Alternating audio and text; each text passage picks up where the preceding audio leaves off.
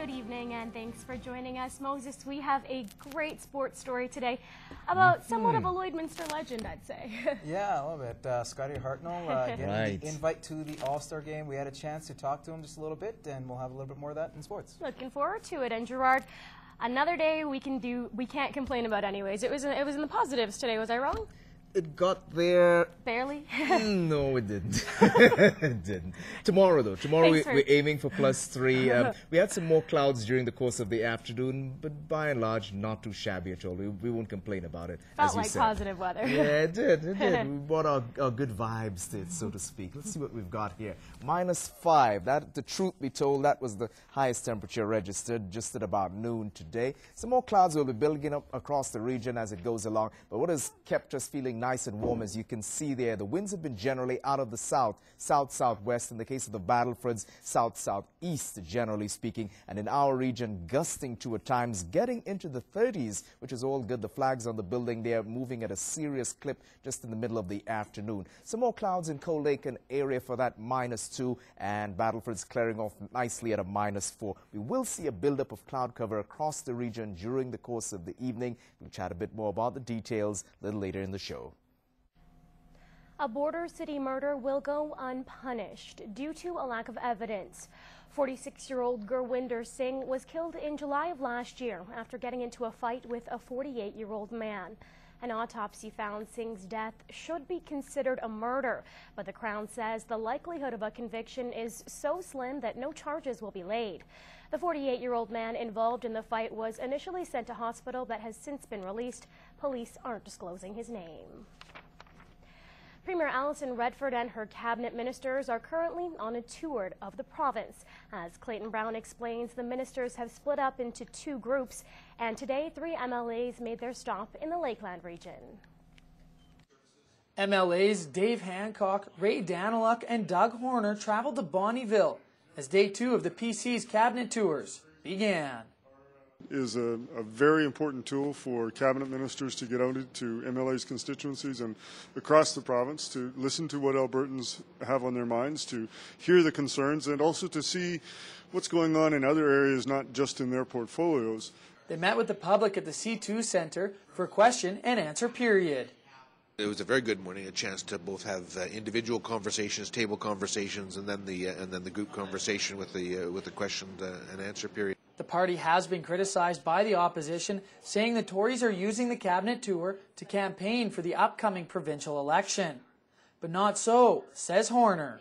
This is something we've done on almost an annual basis for as long as I've been elected. We've had cabinet tours with Premier Klein, we've had cabinet tours with Premier Stelmach, and Premier Redford made a commitment to continue that. Bonnyville isn't the only stop in the region for the ministers. Earlier this afternoon, they were in Cold Lake at the Senior Centre, and tomorrow they'll be in Lac La Biche. Really, it centralizes around communities and the work that it takes to have them survive, because small communities have a harder time in survival than large communities. In Bonnyville, Clayton Brown, Newcap News. A new water playground is one of many expansions in the work for the Bud Miller All Seasons Park. City Council approved Phase 1 of the redevelopment plan at yesterday's meeting, initiating the official start to an $8 million makeover. This outlines the scope of the construction area. It's been a long time coming, but upgrades to the Bud Miller All Seasons Park have officially received a stamp of approval. What that consists of is a splash park and a recognition center, as well as some work to the shoreline. The $1.7 million upgrade is the first of 3. Construction will start this spring. The spray park takes up the bulk of the budget, costing close to $800,000. It will be up and running by the summer of 2013. Mayor Mulligan says safety is a top priority, so new lighting will be installed to beef up security. It certainly is a civic treasure, and you look at what people can do in that park for little or no expense. And the park is a very valuable component for family building, for contemplative thinking, for just people coming together. Bringing people together for free outdoor fun is a driving force behind the upgrades. There's very few low-cost entertainment venues in any city. This is a real gem for us. And after lengthy public consultations, it seems residents and the city are on the same page. It's been well used over the last number of decades, and we just want to redevelop so that use continues into the future. It's overdue, has to be done, and I can't wait to see kids and families there in the summer. The labor shortage is nothing new in the border city, but a solution is still far from being reached. Alberta Works is trying to tackle the situation by recruiting new workers and holding a mini job fair. Mike Baden has more. Finding the right fit for the job is often a struggle, and it's become a big problem for the city of Lloydminster. It's definitely a tight market. We've had some good candidates, but we're definitely looking to meet more people. And some of those more difficult positions or more demanding positions, for sure, we've had problems with.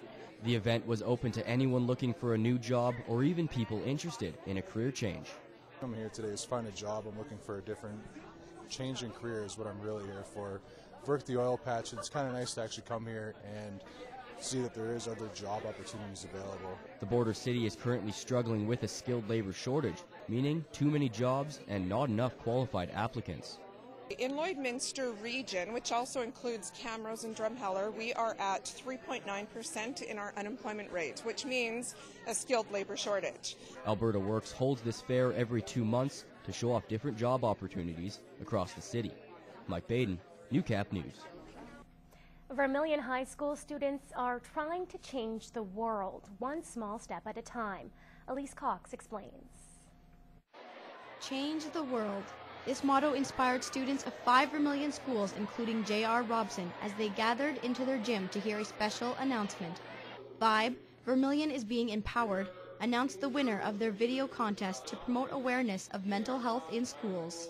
We really thought there was a need to provide some mental health promotion, prevention, and early intervention in schools where kids and families spend a lot of their time. The students were asked to create a video with the song, "Today I'm Going to Try and Change the World," and present it in their own unique way. The words, "Today I'm going to try and change the world," really spoke to positive youth messaging, and so that's why we have the competition between the schools, and we are really quite thrilled with the results and the product that we saw. The results were 3 inspiring videos produced by students, and after the judges voted, there was a 3-way tie. For Caleb Blair, the experience with Vibe has meant a lot to him. Vibe really inspires me. Vibe inspires that I can make a difference, and that by my difference, I can show others that they've got hope. Vibe brings awareness to mental illnesses such as depression, bullying, and suicide in schools and the community. People, when they think of mental illness, they think of the people in white jackets, they think of the people that are crazy, they think of the people that are going suicide. But mental illness is just an everyday thing, a thing that we need to recognize as a country, and we need to fight against. Caleb has been able to walk away from this experience with new knowledge and a new powerful message for himself and his community around him. It has given me a chance. It has given me a hope that we actually can do something. Elise Cox, Newcap News.